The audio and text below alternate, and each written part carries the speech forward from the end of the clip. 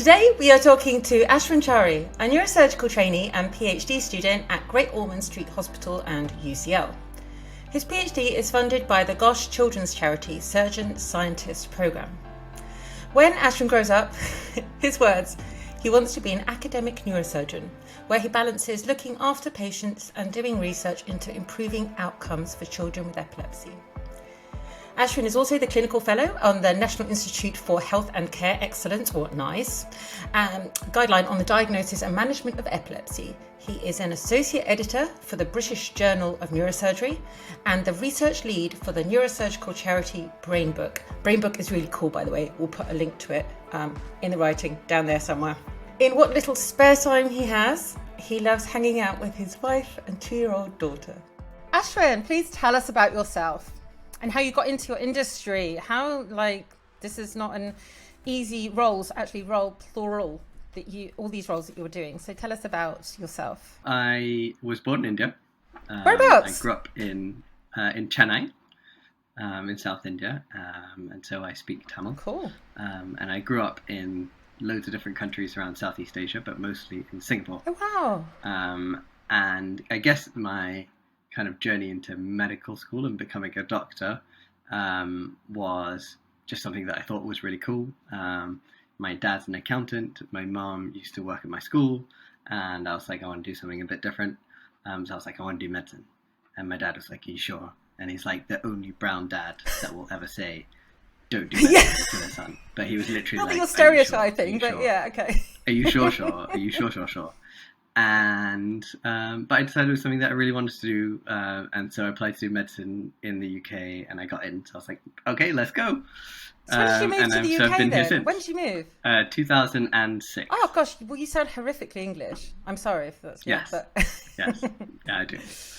And then in terms of getting into neurosurgery, I think it was just kind of luck in a way. I think I wanted to do something surgical. I wanted to do something with my hands. And my first ever clinical rotation, so like in the hospital, seeing patients, interacting with patients, was a general surgical job. And just really, really enjoyed it. Enjoyed doing stuff with my hand, getting involved in theatre, scrubbing into operations, helping close the skin at the end. What about the grossness? What about gross things? How do you cope with that? Yeah, it's cool. Just goes over your head now. I guess I've taken out some of the grossness by going into neurosurgery, which is relatively cleaner. There's hopefully not very much poo around and that sort of thing. That would be gross. But yeah. And so I think I wanted to do something with my hands. I wanted to do something surgical. And then I went into my neurosurgical rotation thinking, this hyped up specialty, it's going to be bleh, whatever. It's just going to be another specialty. Everyone always hypes it up. And then I got there and I saw the brain and I was like, this is cool. And then I was hooked. And so why did you choose to focus on pediatric brains and why the epilepsies? I fell into both of those things. So up until I'd say about 3 and a bit years ago, I had no idea what I wanted to do within neurosurgery. You're still a fairly junior trainee. You haven't experienced necessarily all the different specialties within it. And I liked most of the things I was doing. There was nothing where I was like, I hate this. I don't want to do this at all. And at that point, I was looking for things to do academically. I always wanted to do research. And I've, throughout my career, I've always tried to apply for jobs where not only were you doing clinical stuff, but you also had dedicated time to do research. And so this surgeon scientist fellowship came up as part of Great Ormond Street Charity. And I was like, this looks really cool. Let's apply for that. Because I didn't really have a kind of research direction or a clinical direction. And I think those two go together in a way. It's really nice if your area of research is also the area that you're specializing in clinically, because then you are able to take the questions that you think are unanswered and answer them. And then if you have the answers, you're then able to translate them back and say, here, look, this is how we can benefit patients as a result of the research. And so I didn't really know what I wanted to do. And one of the way kind of this scheme was set up was that they picked you. And so you then got the money to do a PhD for the next 3 years. And then there was, 5 or 6 neurosurgically related projects. And it was like, you can pick whichever you want from these. And I saw the epilepsy one and I thought, this looks exciting. I had never met any of my supervisors before. So my supervisor's a guy called Professor Rod Scott, who's based partly at Great Ormond Street and partly in the US, and Martin Tisdall, who's our main epilepsy neurosurgeon. And hadn't really met them before. And I went, hey, do you mind if I come and do your project? And they were like, yeah, sure. And here we are. I swear you're making that sound simpler than it is. You got to be... No, but it genuinely is. It's something that I've fallen into. So I had 6 months before the PhD started in terms of the funding and stuff. And so I had a 6-month kind of clinical rotation at Queen Square just before starting the PhD. And I said, going into something epilepsy related, I should probably know something about epilepsy and epilepsy surgery. So I decided to do 6 months with the epilepsy surgeons at Queen Square, Andrew McAvoy and Anna Mizrachi, and ended up having a really, really good time with them, really falling in love with the field in a way. And that's how I've gotten into epilepsy. God, I wish I could see behind the scenes right now. Andrew McAvoy, who's my surgeon. So that guy is, wow. Maybe I should apologise to the rest of the population, but it's due to that guy that I am still alive. So, amongst many clinicians and stuff in the sphere. But yeah, he removed most of the dodgy bits, so that's good. Can you tell us stuff about your career so far that has been a surprise to you? And what has been ultra challenging? What has been ultra rewarding so far? I'll start with the rewarding first. I don't think you... certainly not as a medical student, and even less so as a very junior doctor. But I think one of the things that has been the most rewarding is seeing the reactions of your patients, and in the pediatric setting, that not just the patients but their parents as well. I think it's something that you don't really get a grip of until the first day you're a registrar. So translation is, you're probably the most, especially at night, you're the most senior person on site. Your boss, who's the consultant, who's often at home. And it doesn't happen so much in the pediatric setting, but in the adult setting, certainly, if someone comes in at 2:00 in the morning and needs an operation that you can do, then you're the one that sees them at the door. You're the one that does the operation. You'll discuss it with your boss, who's at home. But it's very much expected that you do that operation. They're there to come in if you need a hand. But then you see them in the morning when they wake up. You see them for the next few days afterwards. And I think until you've done that process 1, 5, 10, 100 times, I certainly wasn't sure that I had picked the right specialty. But then you do that a few times and you think, okay, I'm getting this kick out of this. That it's kind of affirming that you've made the right choice. I don't know, 5 years before that. And how do you cope when? I mean, it's going to sound awful, but in situations that don't necessarily have the outcome that you'd hoped for, or that a family had hoped for, how do you deal with that? It's really hard, and I think you really rely on the support network that's around you. And I think there are two main support networks. One is your family, and I think having an understanding family that you can talk to, honestly about these things is really, really important. And the longer you're in it, the more they understand, and the more the questions that you get back from them in a way are really, really pertinent, and they make you think about things that another doctor may not necessarily make you think about. And the second really big support group is your peers and your bosses at work. I think there are certainly, I've heard stories of my colleagues, for example, who've had a bad outcome, and that support network at work hasn't been there for them, and actually it's really, really difficult. When that support network is there, I think they help you distill what is important in a way. So they will spend some time looking at what maybe you could have done differently, how this situation could have been avoided. But then actually a lot of it is just saying, look, you're in a really high risk specialty. These things sometimes happen. And actually, you need to be in a strong enough place to then do that same operation the next day, or even a few hours later, and still do your best at that. And still be confident that you can do your best at that. That requires something, man. I mean, that's what they're there for. I don't think you can get through that alone. I think your support network is there for that. I've had friends be involved in psychiatry, psychology, I say involved, still involved in, and they've had to, as part of their training, but I think as part of their own mental health and, the level of saneness, I made that word up, but it's really helpful for them to see actually a counsellor quite regularly to learn how to cope with this stuff. Is that ever recommended in your field? I don't think it's routine now. Certainly within our training programs and even after training, I don't think there's kind of an established pathway to do that. I would see the benefit of it, I think, but I think there's a lot of camaraderie from your own department, from your own group in a way, and we rely a lot upon that. One of the things which I guess you've kind of mentioned already, and I'm sure we'll come to talk about, is time pressures on surgeons. And so I don't know where you'd find time for that in a way, but I do think it's probably something that we need to think about more than we do at the moment. Yeah, I think it would be. You guys are worth so much. By guys, I mean those of all sexes. So much to so many, and not just the parents, but to families and to society. I think it's really important that you guys are looked after as well. It's a very high pressured role. I think that worth in a way is really interesting to look at. So we have a very big impact on a very small number of people. Whereas, if you're looking to maximize community impact on a general population, then I should be in public health. And so actually it's a very niche type of impact. And I think that's important to understand in a way. People always think, oh, surgeons are this and that, but actually we can only operate on one patient at a time.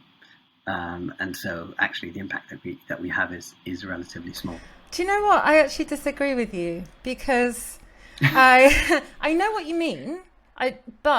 So if someone, say myself, is about to die pretty much, or is a very high risk of SUDEP and injury because of their epilepsy, right? But you do the surgery, you completely transform their lives, well, kind of like allow them to continue to live. The impact isn't just on that person, it's on their family, it's on the ones that love them, it's on their partner, it's the impact is also on their employer. It really is. The impact is on their friends.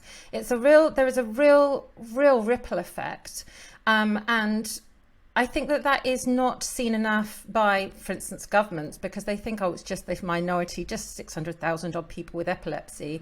But what about their families? What about their friends? What about their employers, should they have them? All this different thing. And when you multiply that number, it's actually a huge number of people that are affected. And therefore, I think you guys should, in my opinion, know that you don't just impact us lot, but actually a much larger number of the population. And now I need to vomit, and I'm sorry if you need a bowl as well, because that was a bit vomity. But do you know what I mean? Yeah, no, I get that, and I guess I appreciate it. Hadn't really thought about it from that perspective. I'll take it. You should take it, and also you're not only stopping seizures. A lot of the time you're bettering people's mental health and all these different things. So for neurological health, as we know, impacts physical and psychiatric. So yeah, anyway, deep stuff. What would you say is the most challenging thing that you deal with day to day that sometimes makes you think, dude, I can't cope with this anymore? Right? What do you want other people to understand are the challenges? And by other people, I mean maybe other clinicians, academics, as well as the general public. I think it would probably be the competing pressures, and so you. And I'm talking in general about maybe not specifically about epilepsy surgery, but about neurosurgery in general. Is that a good neurosurgeon, I think, is someone who is obviously good with their hands, good with their clinical decision making, etc. But you also need to devote that time to both hone your skills, be that the clinical skills, be that the surgical skills.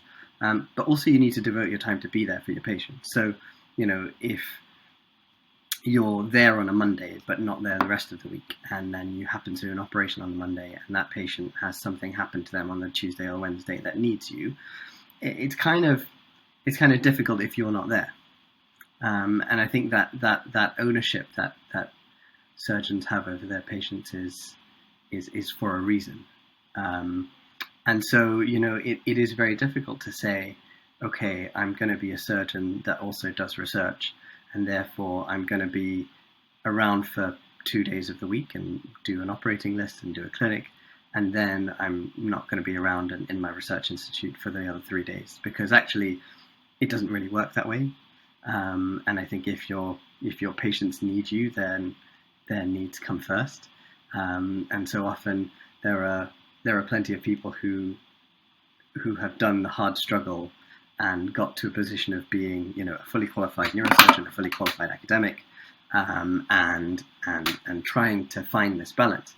But actually, they just get sucked into the patient care side of things and feel that they don't have not just the physical time, but also the mental time to devote to the research. So I think that's probably the most difficult thing about trying to be a surgeon and an academic at the same time. I think there's probably, certainly since I've started in neurosurgery for the last 5 or 6 years, there's been more and more examples of people who have done it and people who are doing it really, really well. And I think having those kind of role models is really, really important for me to be like, look, I can do this in a few years' time. Why did you choose to do both? Like, why have you chosen to kind of divide yourself and... I think I could probably be a full-time clinical neurosurgeon, and that would be okay. I couldn't give up neurosurgery to be a full-time academic. But I think the thing that attracts me to both is this exact thing of you're in a really, really unique position of being on that front line, treating patients, looking at the brain every day, and so let's use that opportunity to understand more, to improve the outcomes of the next people that come down the line, and I think that's the real kind of justification for me wanting to do, both research and clinical medicine. I really understand. Yeah. They're both very exciting things. So I think it sounds to me like you've got this perfect combination, as challenging as it might be, because each obviously complements the other as well. Yeah. And there are things that, and this is something that I've kind of discovered through the course of the PhD, I think, and having dedicated time over the last almost 3 years to think about things and not worry about the clinical side so much. But I realized that going down the line, I think I have to be a very good surgeon, but I won't necessarily be the best at having research skills. So I won't be the best person in coding. I won't be the best image processing person. I won't be, I won't have all these skills to the level that someone who's doing it full time does. But what my job will be is to be that intermediate person, to say, hey, okay, this is my problem that I'm facing in the clinic, and this is how I need to translate that into a language that, the coding scientists and the mathematicians and the engineers can understand. And similarly, then, if they find a solution to the problem, I need to be able to say, okay, this is how I want to translate this back to the clinic, and this is how I want to test whether your solutions are working appropriately or not, and then adopt them into patient care. Are there many people who have this combined role like you do? I say neurosurgery as a specialty is a relatively academic specialty. There's quite a lot of neurosurgeons out there who may not have, a dedicated time in their weeks to do research, but they're still involved in plenty of research in terms of trying to improve outcomes for their patients, or improve our understanding of the brain, or understanding of the conditions that we treat. And so I'd say there's lots and lots of academic neurosurgeons out there. It's good to know. It's good to know. It's something that I come across a lot in these interviews and speaking to cool people like you, is that people have no idea what's going on behind the scenes. And quite understandably, especially if we're, well, I'll just speak for myself, been off my face quite a lot in the past, at least, because of seizures and being doped up on drugs. And you've got the memory of goldfish. So even if you do ask these questions, if you have extra time, oh, by the way, Mr. Surgeon, like, what do you like doing the rest of your time? Of course, unlikely to remember anyway. It's not like your priority in life at that time. And so it's really cool to hear that you're not just, chopping up bits of brain and scooping out the dodgy bits, but you're actually, doing other stuff behind the scenes, actually finding out, making new discoveries to better surgery. Because without research, we're a bit stuffed. Things aren't going to improve, right? Could you tell us something about neurosurgery for epilepsy that you think people don't generally know? What's some sort of like new-ish discovery? Or what do you think the next sort of 5 to 10 years hold? I'm going to tell you something that surprised me. Cool. And where I think the field could kind of go in a way. So there's a lot of effort that goes into finding where your seizures are coming from. So everyone who goes through what we call a pre-surgical evaluation will have plenty of clinic appointments with loads and loads of different doctors and neurologists. You'll have, by that time, probably multiple MRI scans. You'll be admitted to a hospital with EEG electrodes stuck on your head and wait for you to have seizures. You'll see a psychologist, you'll see a psychiatrist, and then all this data, this is the bare minimum, right? And then all this data gets taken to a big meeting where there's loads and loads of different specialists, including neurosurgeons, and we sit and think, are you likely to benefit from epilepsy surgery or not? And one of the things that we can do if we're not quite sure where they're coming from is put intracranial electrodes, so put wires that measure your brain electrical activity into the brain itself and measure the signals. And our current kind of clinical standard of interpreting these signals is very much still visual, and it's still based on technology that was, I guess, first kind of discovered and used in the 1930s. How reassuring. And so, but it's a huge amount of setup. It's a huge amount of work that not just neurosurgeons, but the whole team puts into setting up, into interpreting the signals, into knowing where they are in the brain. But still, we say, we want to take out, in a way, the bits where your seizures start. And literally that's done by a neurophysiologist who has spent years and years training in this and becoming an expert in this, looking at the signals and going, there. And I think the kind of concept of applying advanced mathematics to these EEG signals is, I think, you're involved in some companies that are starting to do this.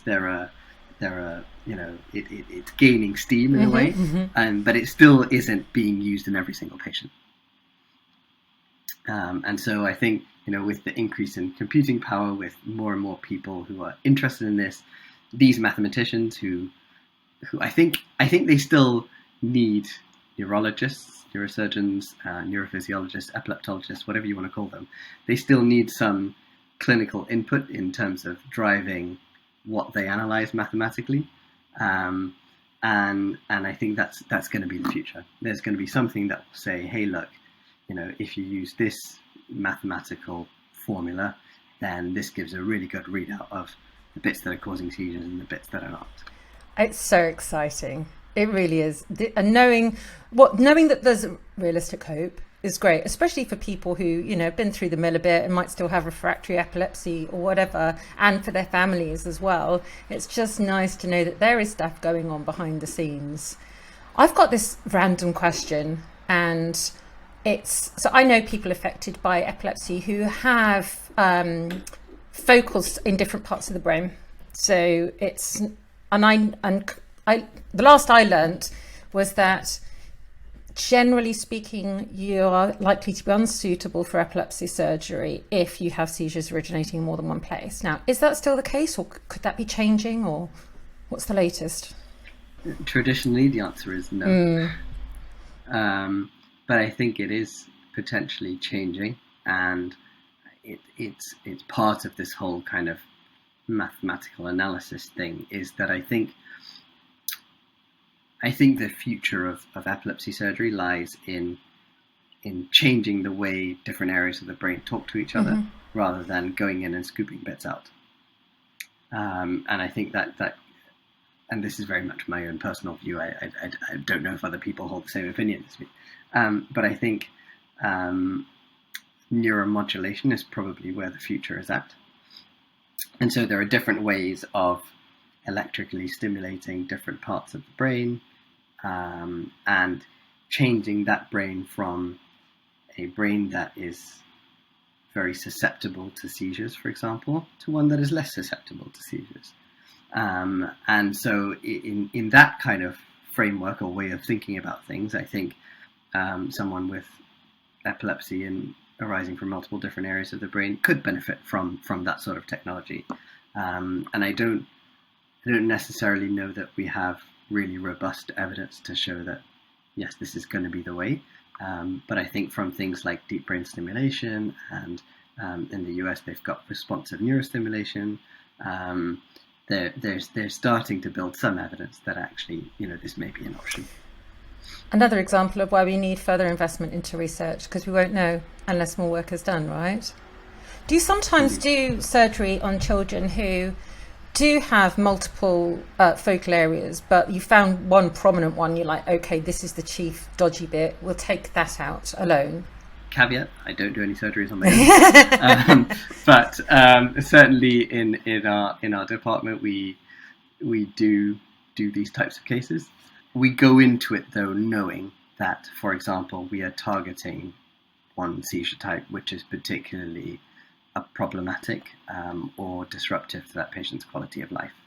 And I guess a common example is a genetic condition called tuberous sclerosis, where children have lots and lots of different abnormalities in the brain. And so it's each of which may be responsible for certain types of seizures, or multiple of them may be kind of talking to each other and responsible for a certain seizure type. And so we will go in explicitly knowing that we're not going to get rid of all the seizures, but we're hoping to address one particular seizure type. Yeah, which is cool. And I can totally relate. I still have focals after, although, oh my goodness, I haven't told many people yet. So here I am, like, declaring it openly, because I've come to terms with it now. But I was in focal status epilepticus a couple of weeks ago. Yeah, and I've never been in that situation before, that I'm aware of. And obviously that's 7 8 years post-surgery. But the reason I was thinking of that, though, is that it's just because something like that might happen after surgery, it doesn't mean that surgery wasn't worth it. Like, I say surgery was one of the best things I've ever done in my life, but my expectations were managed. I knew that my success rate was calculated at being approximately 60%. So I'm like, cool, just do it, mate. Like, I knew what the risks were. And it was pretty exciting stuff anyway. So yeah, just do it. And I got to have the most gorgeous hairstyle. So I guess it's like kind of weighing things up, isn't it? A bit like with these tuberous sclerosis children, we can take, just short description of what you're saying, we can take a bit out, and that could help your epilepsy, reduce maybe your seizure frequency or severity, but you're not promising that it's all going to go. Yeah, and I think for each person, that's a almost individual risk-benefit decision. Yes, very individual. There are. It depends on, which area of the brain you're talking about, how close it is to important bits like speech and language function and motor function and all this sort of thing. And it also depends on the person in their family circumstances. Some people will say, actually, I'll give up anything in the world to get rid of my seizures. And others will say, actually, no, my reading ability is really important to me. And if that means that I have to continue having seizures, then so be it. I know somebody who's a musician and an artist, and didn't want a particular type of surgery because she would lose the best thing in her life, which fair enough, right? Yeah, so 100%. So we'll balance things out. Okay, cool. Right. Was there anything else you would like to tell our listeners and our viewers whilst we're here? No, this has been really fun. I've never done one of these before. It's been it's been really fun. Well, I can guarantee this will not be your last.